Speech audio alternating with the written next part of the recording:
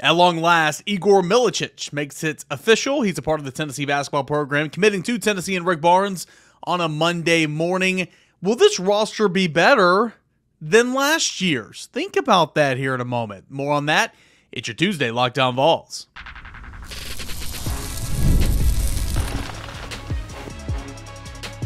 You are Locked On Vols, your daily podcast on the Tennessee Volunteers. Part of the Locked On Podcast Network, your team every day. Hey, good Tuesday morning, everybody. Welcome to Locked On Vols. I am your host, Eric Kane. I can't thank you enough and can't be more ecstatic that you're making Locked On Vols your first listen here today. Each and every day we can follow us, listen to us, watch us, subscribe to us, and most importantly, download us for free wherever you get your podcasts. A part of the Locked On Podcast Network, where it is your team every single day. All right, the rundown for today. Igor Milicic commits to Tennessee. The impact on that, a lot of your mailbag questions, and then we'll touch on Tennessee departure via the transfer portal, and Christian Conyer officially only the second player to leave Tennessee's roster post-spring practice. All right, so I maybe dropped a little bit of more of a bombshell than I wanted to in that cold open. I said think about it, so let's kind of think about it and talk ourselves through this. Igor Milicic commits to Tennessee. Can this roster be better than last year? But let's dial it back in the time machine here. This time last year, did anybody envision Dalton Knecht being who Dalton Knecht was? He was second team all Big Sky or whatever that was, all Mountain Conference, whatever. Big Sky was actually McAllen Castles, but Mountain Conference, whatever conference he was in, he was a second team all conference player before, as a fourth year player before entering the transfer portal and committing to Tennessee.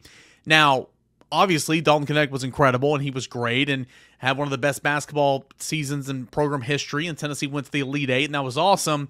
But my point is, nobody recognized what Dalton Knecht was going to be. And so I see all these offhanded comments where like, oh, well, is Tennessee done in the portal? Oh, well, Tennessee knows to get a Dalton Knecht type. There are no Dalton Knecht types, right? He's a guy that was talented to begin with, had a late growth spurt, had plenty of reps and experience under his belt, and had all the intangibles, but he came here and it clicked.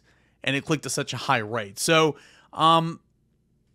taking Dalton Knecht, who he became, out of the focus here, is this Tennessee roster maybe have a chance to be more talented than that of last year before we knew what Dalton Knecht was going to be? Sure, there's caveats and everything, but I think it's kind of interesting to think about right now. And maybe Tennessee's not done yet. But the big news on Monday, Igor Milicic's coming over, and he is committed to the University of Tennessee.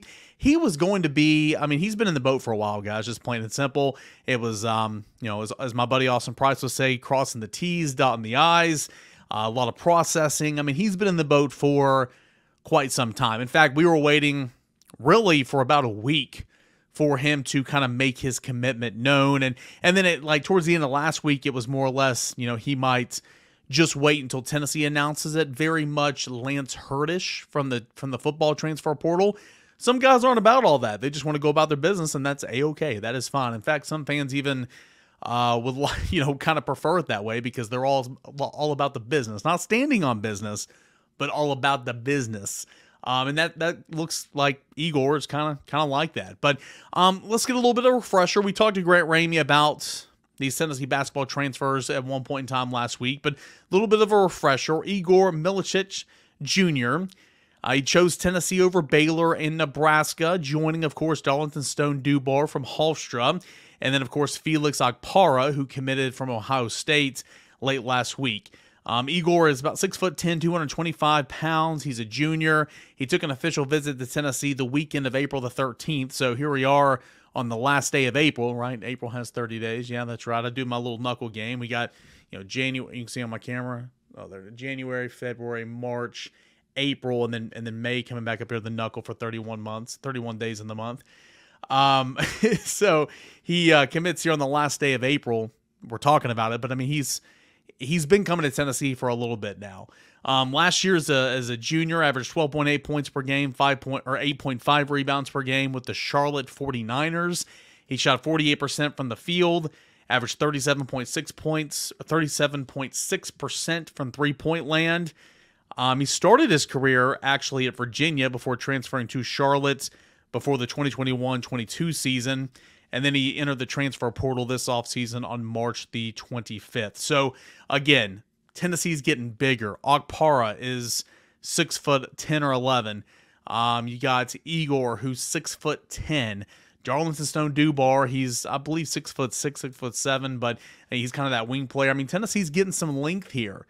And for a guy that loves defense and Rick Barnes, length, rim protection, and you're now adding some stretch to that 4, and that's very much kind of what Felix Okpara, that signing was for Tennessee last week.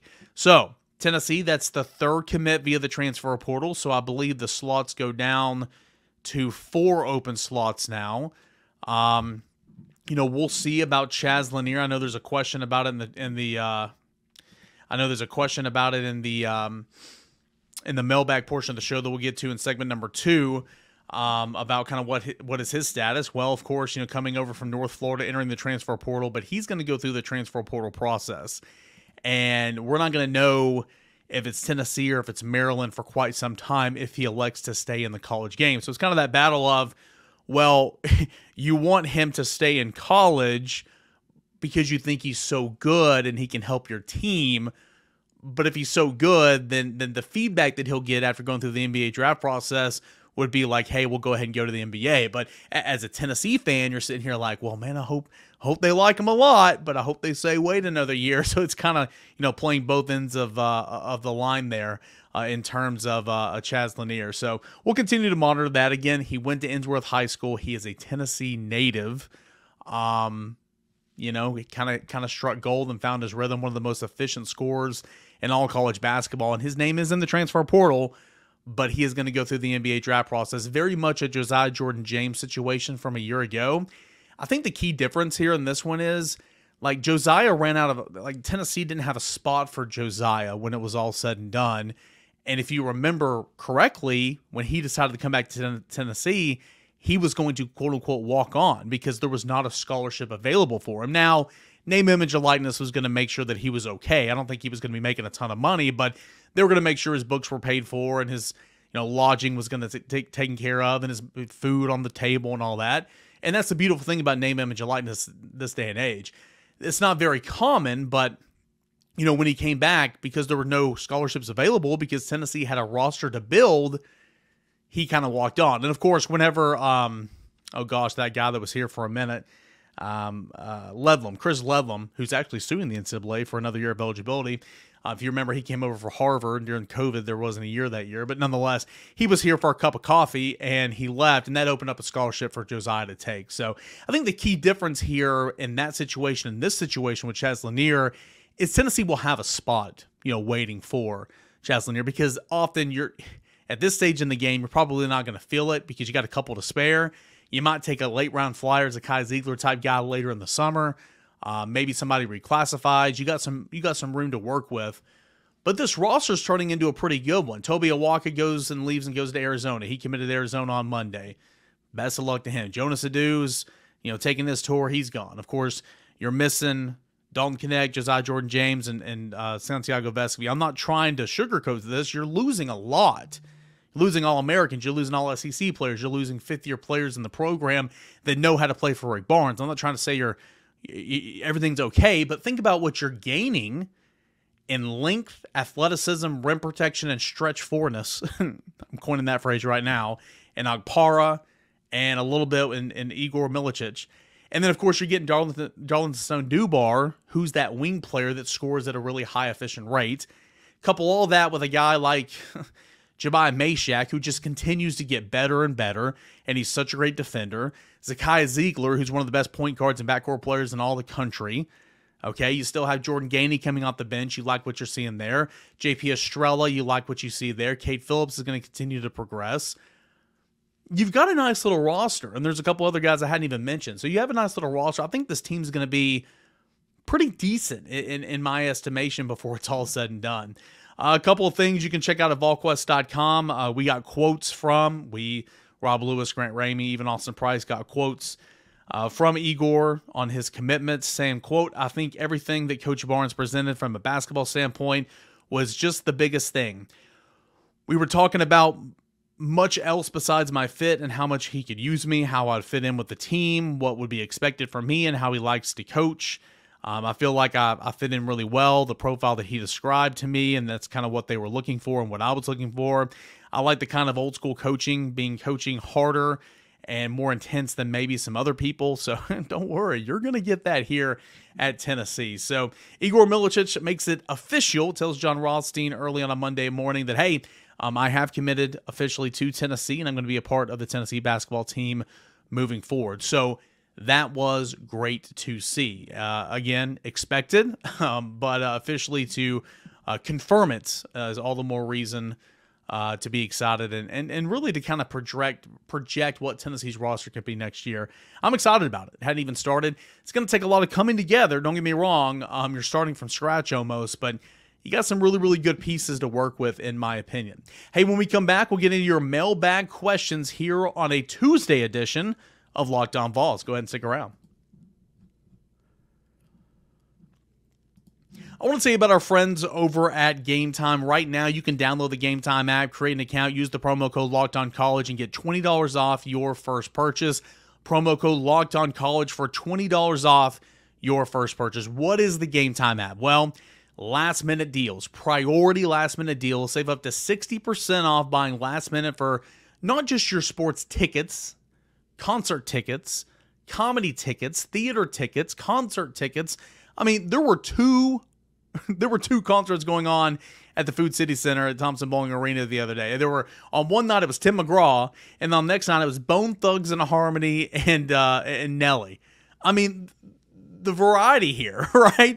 And if you're in the Knoxville area, you can find tickets to those events at Thompson Bowling Arena at the Food City Center by downloading the Game Time app. Flash deals, you can save even more with the exclusive in-app deals on select seats ahead of the big game or event. Zone deals, where you can save even more by choosing the section and let Game Time choose the seats for you. They got the lowest price guarantee, where Game Time's going to credit you 110% of the difference if you find a cheaper ticket somewhere else.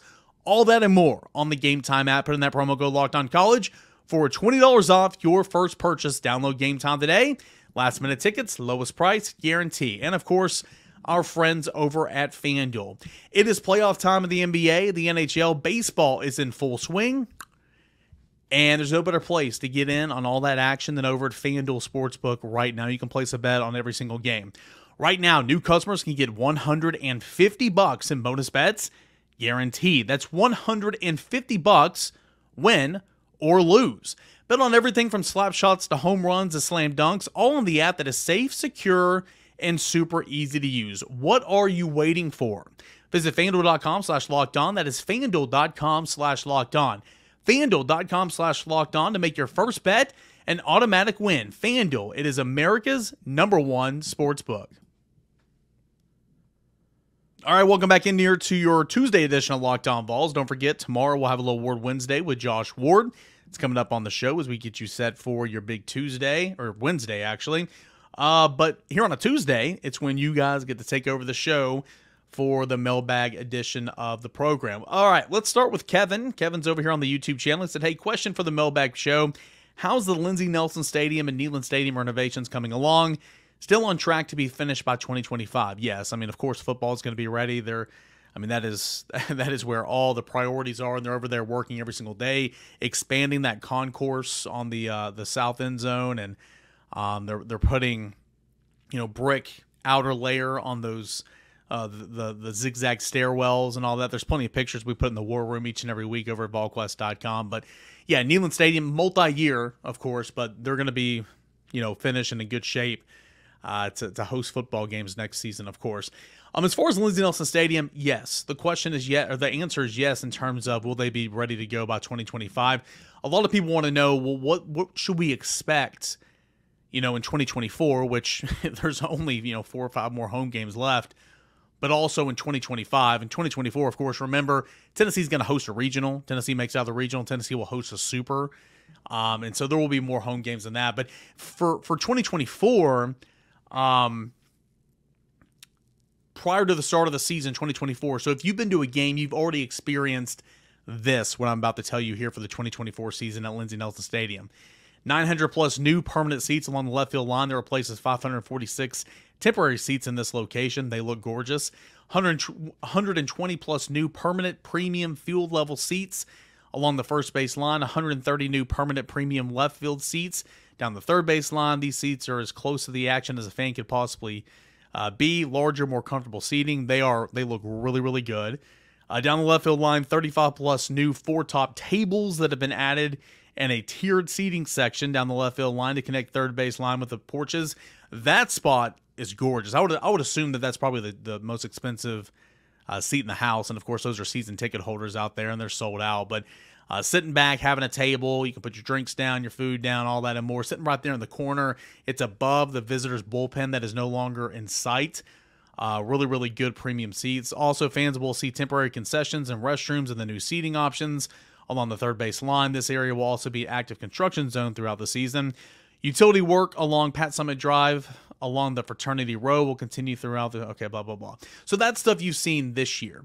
What you can expect for 2025 when this project should be complete is Lindsey Nelson Stadium should be the premier college baseball venue in the country. Updated entryway off Pat Head Summit for all fans, an additional entry at Pat Head Summit and Todd Helton intersection. Dedicated student entry gate alongside the first base line. Existing restroom and concession areas will be renovated along the several new concession concepts introduced around the park. Each will offer multiple options for dining during games. A new bar in left field that will be available to all fans. Down the first base line, access from the concourse overlooking the home bullpen. A new level that will be added that contains a relocated and expanded press and work area staff. We're getting a new press box. Thank God. That's one faulty screw away from coming down. Feature wider seats. New MVP club. New concession stands. New concourse from the left field porches to the right field student area. That'll be neat. Capacity is going to grow to 7,750 at the conclusion of the construction project. But as construction continues, concourses and SROs are finalized. The goal will be to have a space for over 8,000 to enjoy Lindsey Nelson Stadium. So bottom line, I kind of skimped over what's actually going to be there in 2025. It's going to look completely different. It's not going to be an eyesore any longer. You're connecting, again, the porches to a student section in right field, which I think is going to be awesome.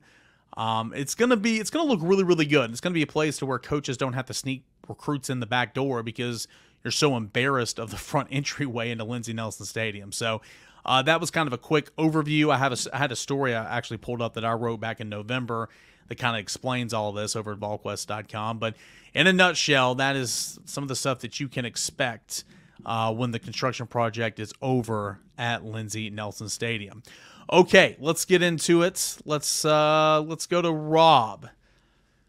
Rob says, I'm not an NFL draft guy, so I can only really pay attention to where our Vols land. My Tuesday question for you is what teams were the draft winners and the draft losers? Yeah, I mean, obviously I'm not in sports talk radio every single day anymore, so I'm not as dialed into all of the intricacies like I used to be, but Eagles had a really solid draft. I think the Chiefs had a really solid draft. I think the Ravens had a really solid draft. I like what the Steelers did. The Falcons, I'm so confused why you would waste your 8th overall pick for a guy that's probably not going to play for at least 3 or 4 years. But if you look back in history, Aaron Rodgers, though that was the 23rd pick, worked out well. Love, which was a late round, first round pick, worked out well. But this is the 8th overall pick, so I'm just a little confused how this works. But that's the Falcons for you. Tennessee Titans, I thought, had a decent draft. Your offensive tackle was not on the board, the one that you wanted, which is unfortunate. The Mauler from Notre Dame, but got J.C. Latham that I think's got a lot of ability there with your first round pick. You went and got receiver help. You went and got safety help. You got Sweat, the defensive tackle from Texas. I like that pick in the second round to pair up with Jeffrey Simmons. So I would say the Ravens and Eagles had good drafts, but I don't hate the Titans draft given kind of what the cards that they were dealt. Let's go to Aaron. Hey Eric, with the run that Jared Goff has had last season, do you see a healthy Hendo Cinco making a push for starter this offseason or still playing backup until he retires? Yeah, I mean, I don't think it's either or. This year, I don't see Hendon Hooker pushing for the starting job.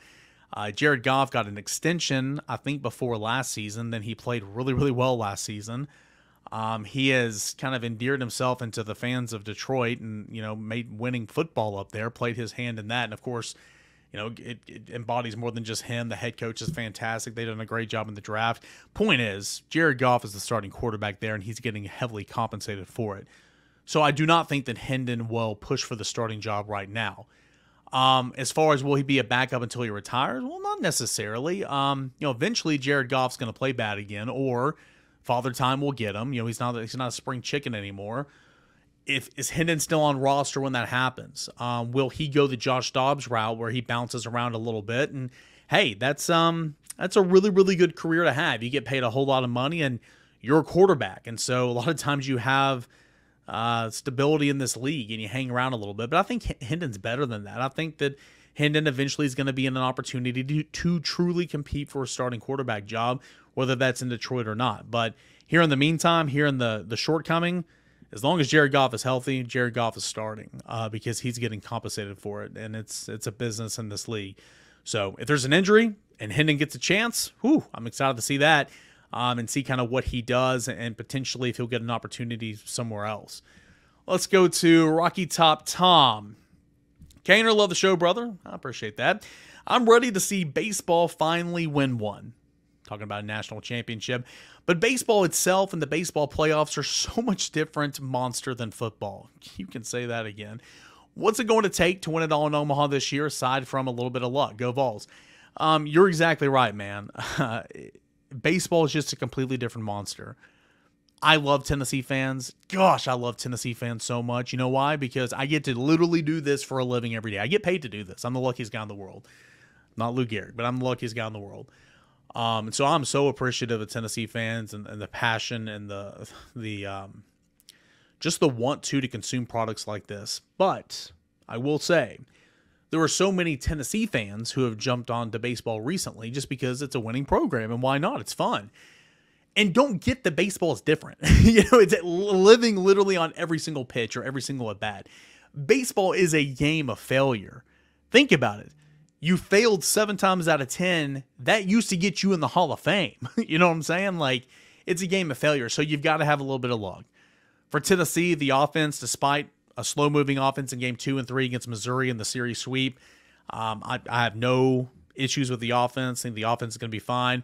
I feel so much better about the pitching now than I did a month ago, but it always comes down to pitching. You lose a game in the SEC tournament, which in the grand scheme of things doesn't matter, but you lose a game in the regional play, you're having to play another game, and you have to use pitching on top of pitching on top of pitching. Does Tennessee have enough pitching? It's getting great stuff out of Kirby Cannell, of course Stamos, of course Causey, of course Snead. But can Aaron Combs keep it up? Can Marcus Phillips continue to progress? Can Andrew Binky continue to step up? Matthew Dallas, Dylan Lloyd, those guys have got to step up and be viable options for you heading on into postseason play. So pitching is my answer. You can never have enough, especially when you lose a game in regional play. You're going to have to play another one, 4 games in 4 days or whatever. You've got to have enough pitching. Let's go to Jared. Jared says, with the amount of guys that have signed undrafted free agent deals, do you think it's a disappointment for UT football that we didn't get them over the edge and drafted? Also, if Castles makes the roster and sees playing time as a rookie, is that an indictment on Heupel for not showcasing him enough? Aaron, this is Jared's question. Aaron, I see the second part of your question, and I just totally skipped over it. I'm going to hit that in segment number 3, kind of lead off with that. So don't worry, Aaron. I'm going to get to your really, really good one here in just a second. Back to Jared's question. Undrafted free agent deals. I mean, sure, you want more guys drafted than just 3. I mean, I hear you. But you were 8-4 this year. As Tony Vitello said, and as I mentioned on this podcast yesterday, you win more, you get exposed more, people watch you more, you're on Twitter more, you get more per diem. Like, winning cures all. At least these guys are getting a chance, getting a shot, right? I mean, they're getting an opportunity. There are some guys that don't get that opportunity. 2 guys that come to mind, I'm sure there are more, but 2 guys that took part in Tennessee's Pro Day that are getting no opportunity, Ollie Lane and Karad Garland. I mean, at least these guys are getting opportunities.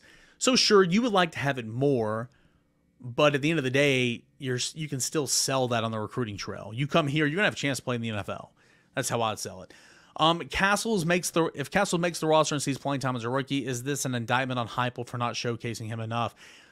Jared, I'm not picking on you, man. I promise you. But I see the tight end question thrown around all the time. It's like, sure, they're never going to be catching 8 or 9 balls a game for 120 yards. That's not what the tight end will do in this offense. But Jacob Ward and McCallum Castles combined for 9 touchdowns last year.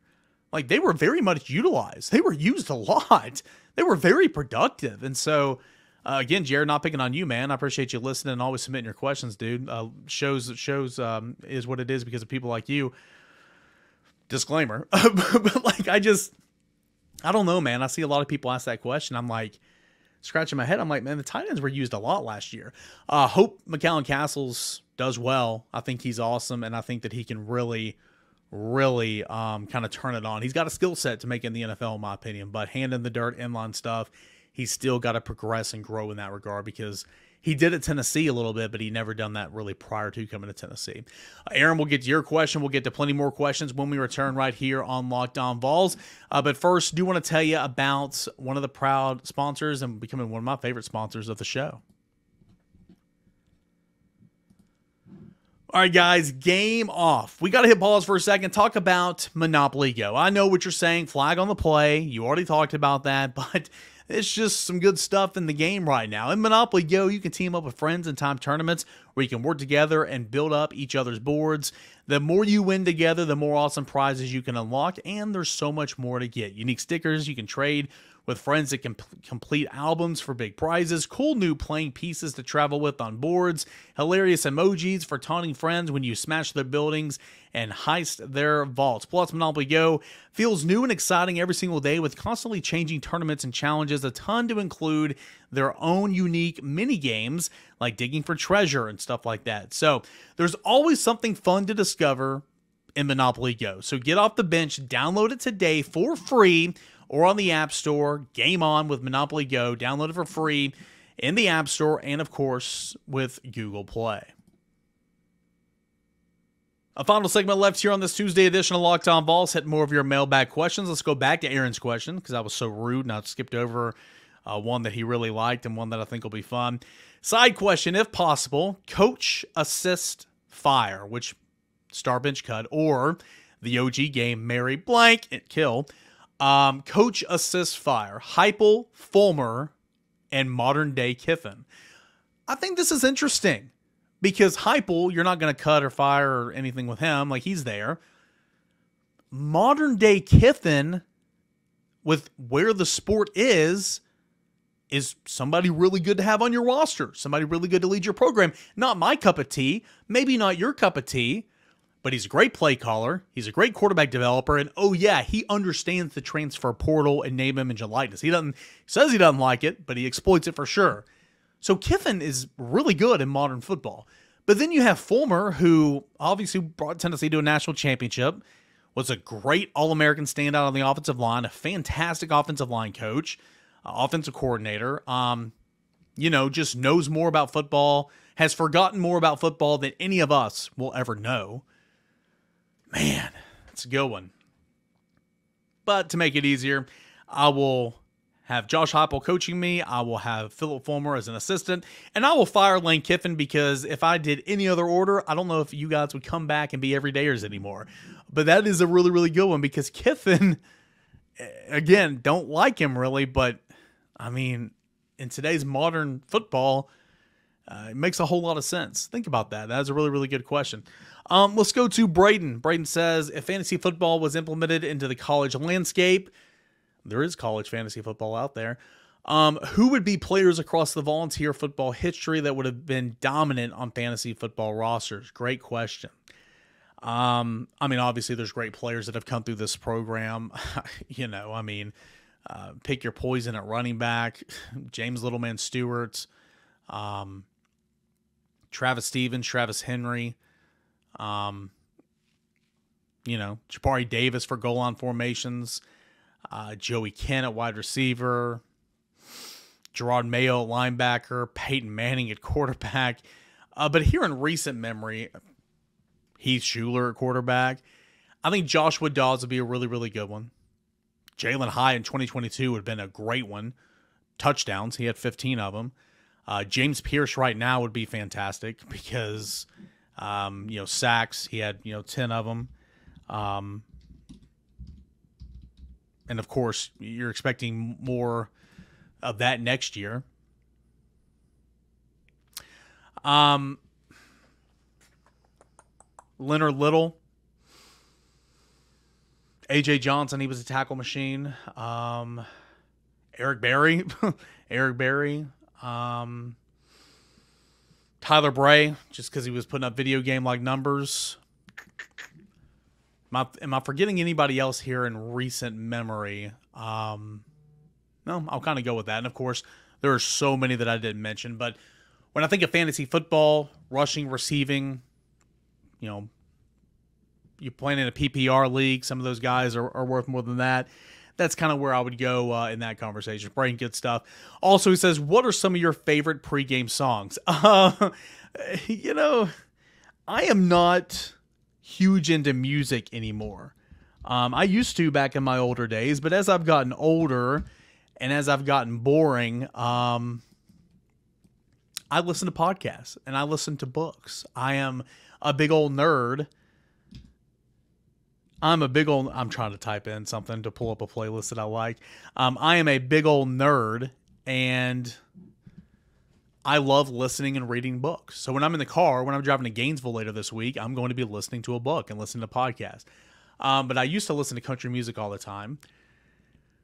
I've kind of got a weird palate when it comes to music. You guys probably would not guess this at all, but if I'm trying to get hashtag a little turn up or whatever. Like I was listening to this on the way to Lexington, after 2 hours in the car, ready to go into the stadium. I like Fun. The album Some Nights is one of my favorite albums. We're Young, Some Nights. I've always loved the song Some Nights. Why Am I the One? Out on the Town. Come On. Carry On. I don't know. Probably didn't know that about me, but I love the band Fun, and I love the album Some Nights and the song Some Nights. Love it a lot. Braden, good question. Let's go to Trevor. Trevor says, I feel like I won't be the only one to ask for it, but any update on Chaz Lanier? Yeah, again, that one's going to be a long-awaited game. Going to go through the NBA draft process, kind of figure some things out. And then if he gets the feedback that tells him to stay in college, it's going to come down between Tennessee and Maryland. I think Maryland has some NIL backers for sure, but I do think Tennessee will have plenty to bring to the table as well. But also, Inworth High School, in-state prospect. I think Tennessee is very, very, very much into this. And then the last question I'll get to. I know this may not be professional, but indulge me if you will. Hendon had 3,565 total yards. This is from Taylor, by the way, and 32 touchdowns in 2022. Joe had 3,112 total yards and 27 total touchdowns in 2023. When you look at those back-to-back, I mean, honestly, the numbers aren't that different. I know Hendon was so much better. Calm down. I get it. I know. But the numbers aren't all that different. Do you think Nico will surpass both of these respective seasons in his first full season or have around the same numbers? Call your shot. I think that it's going to be closer to Hendon, at least in play style and maybe even numbers. I'm not saying there's a Jalen Hyatt on the roster that's going to have that type of season, but I think Tennessee is going to have more explosiveness to work with. So keep him upright and watch him go. So surpass 32 total touchdowns. I can see it because I can see Nico having 8 or 9 rushing touchdowns. More than 3,500 yards. We'll see. I would feel comfortable more with saying surpassing 32 total touchdowns than 3,500 yards through the air. But I think when it's all said and done, he'll pass those. Will it just be in his first or his second year? But for the sake of conversation, let's say yes. I think Nico's going to be a stud, and I think his numbers will be better than Joe Milton. All right. Appreciate you guys, as always, for sending in those questions, your comments, your concerns, all that and more here for a Twitter Tuesday mailbag edition of the show. Out the door, Christian Conyer has decided to enter the has decided to enter the NCAA transfer portal. Not a huge loss for Tennessee, but you're a little bit thin at cornerback. You've got Ricky Gibson, Jermon McCoy. Those are your starters. Jalen McMurray is your key backup. That fourth guy was kind of a bracketed between Jordan Matthews and Christian Conner anyway, so it's not like he was guaranteed to be the third or fourth guy. But, you know, I mean, Tennessee needs Caleb Beasley to come on in a hurry. And Tennessee needs to recruit more at cornerback. I was talking to a buddy, shout out Oz, about the similarities a little bit with this regime's cornerback recruiting and offensive line recruiting. Kamal Hadden out of the portal hit. Brandon Turnage did some things for you. Ricky Gibson, I think, is going to be a guy. So I think Jermon McCoy is as well. But you haven't really started anybody from the high school reps that you've grown and developed outside of Ricky Gibson, who he's just still a freshman going into a sophomore season. My point is, I think cornerback recruiting needs to take a step up for sure, because I like Christian Conner a lot. He and Jordan Matthews to this point just haven't developed. But again, they're still young in their career. Went a little overboard today. Apologize for that. We will continue on with a Ward Wednesday show coming up tomorrow. We'll get into more of your questions, expand on these questions a little bit if you have any more you want to send in. Candace Parker retires. Got a best case scenario put out from SEC Unfiltered that I want to get to later in the week, and got a lot of topics built up. I'm going to be at the beach next week for a couple of days while I'm going down to Florida to cover the series before coming back for the Vanderbilt series. So going to be pre-recording a couple of these episodes, but a lot of fun stuff to get into, and I can't wait to do it right here on Locked On Vols. Appreciate you guys as always. We'll talk again tomorrow. This is Locked On Vols.